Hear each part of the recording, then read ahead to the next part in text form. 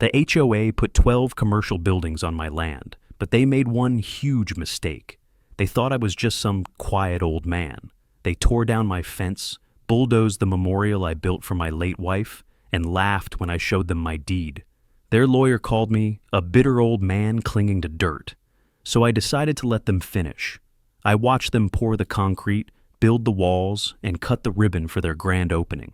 What they didn't know was that every single nail they hammered was just another piece of the trap I was setting, a trap hidden inside the one thing they were too arrogant to ever check. Where are you watching from? Let me know in the comments below, because you're about to see a revenge plan come together perfectly. And if you believe no homeowner should ever have their life bulldozed by a corrupt HOA, hit subscribe, because we expose them every single time. It all started on a Tuesday. The sound was wrong. Not the usual morning sounds of birds or a distant lawnmower, but a deep rhythmic crunching, metal on wood, again and again. I was in the kitchen, pouring coffee, and the mug just stopped halfway to my mouth. I put it down and walked to the back window, the one that overlooks the 5 acres my father left me. For a moment, my brain didn't quite catch up to what my eyes were seeing. A big yellow backhoe, its hydraulic arm swinging like a prizefighter, was systematically knocking down the old split-rail fence that had marked my property line for as long as I could remember. Each post splintered and fell with a sigh of defeated wood. My fence, on my land. Behind the machine, a young man in a crisp polo shirt with an HOA logo embroidered on it was looking down at a clipboard, making a little check mark. I walked out the back door, not even bothering to change out of my slippers. The morning air was cool, but something hot was starting to burn in my chest. I didn't run, I just walked steady, the way you do when you want to show you're not rattled, even if you are. "Excuse me," I said, my voice louder than I intended. The young man, who couldn't have been more than 30, looked up. He had that clean, overly confident look of someone who's never had a callus on his hand. He gave me a thin, practiced smile. "Morning," he said, like he was greeting me at a country club. "Can I help you?" I pointed with my chin toward the backhoe. "You're tearing down my fence," I said. It wasn't a question. He glanced at the splintered wood, then back at his clipboard, tapping it with a pen. "This lot was officially annexed by the Community Association last year, sir. Part of the new expansion plan." He said it so casually, as if he were telling me the weather. He waved a hand dismissively toward the woods. "This is all slated for commercial development. If you have an issue, you can take it up at the next board meeting. The schedule is on the website." My blood ran cold.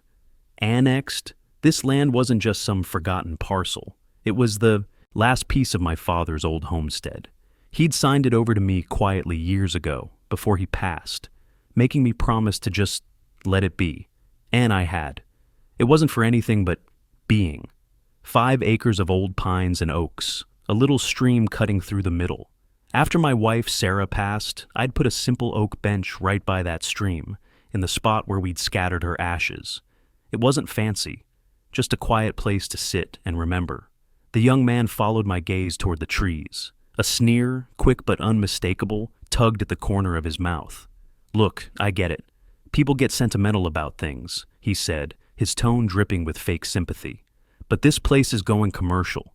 You want to leave a shrine? You can do it somewhere else. Progress, you know? A shrine." He called my wife's memorial a shrine. He called my promise to my father sentimentality, and he called this destruction progress. I turned without another word and walked back to the house. Anger wasn't going to fix this.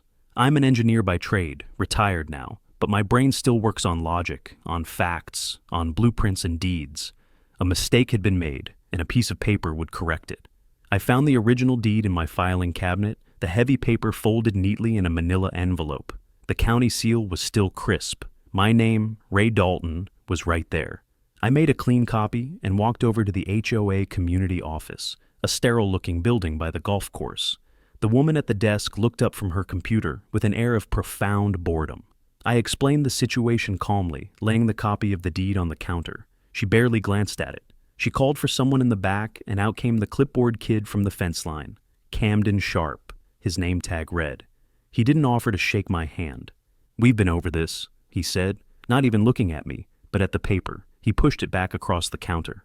The board approved the redevelopment under the Community Eminent Domain Clause for unincorporated parcels. It's for the greater good of the neighborhood. Community eminent domain? That's not a thing. Eminent domain is a government power, a serious one, not something a handful of people on a homeowners association board can just invent. They were making up words, banking on the idea that I was just an old man who would get confused and go away. They brushed me off. They told me to file a formal complaint, which they'd review at the end of the quarter. It was a bureaucratic dead end, and we all knew it. I left the office with the copy of my deed still in my hand. A deep, sinking feeling settled in my stomach. These people weren't making a mistake. They were counting on their power, on their pile of bylaws and their smirking confidence to be stronger than my piece of paper. The next morning, the sound was worse. It wasn't the crunch of a fence post anymore. It was the high-pitched scream of chainsaws and the heavy, earth-shaking rumble of a bulldozer. I walked to the edge of what used to be my property line. They had already cleared a 50-foot path into the woods. The pines my dad had planted were gone, just stumps now. I scanned the trees, looking for the clearing by the stream, my heart pounding in my ears. But it wasn't there. The whole area was just gone. Torn earth, uprooted saplings, and raw red mud. And in the middle of it all, I could see splintered pieces of oak, half buried in the dirt. My bench. Sarah's bench. They hadn't just moved it. They had driven right over it, grinding it into the ground like it was nothing more than a fallen branch. The stream was already starting to run brown with the churned-up soil. That evening, they finished their work for the day.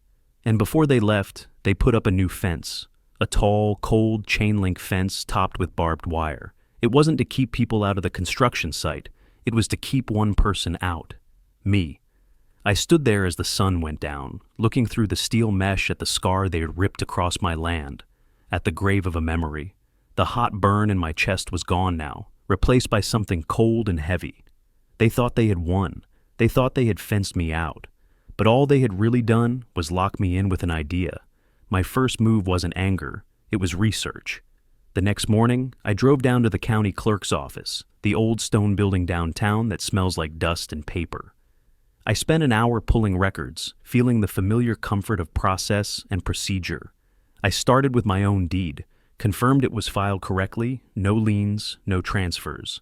Then I asked for the county's official plat maps for my section. The clerk, a kind woman with bifocals, slid a heavy book across the counter. I found my parcel, outlined in black ink, exactly where it had always been. Finally, I asked to see all recent filings related to the neighboring community association, and that's when I found it.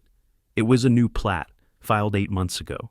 It was a clean, modern-looking map generated by a computer, not hand-drawn like the old ones. It showed my 5 acres absorbed into the HOA's territory, the property lines simply erased and redrawn to include my land in their commercial zone. But something was wrong with it. The signature for the county surveyor looked off, too perfect, and the filing number was out of sequence. I pulled the original plat map again,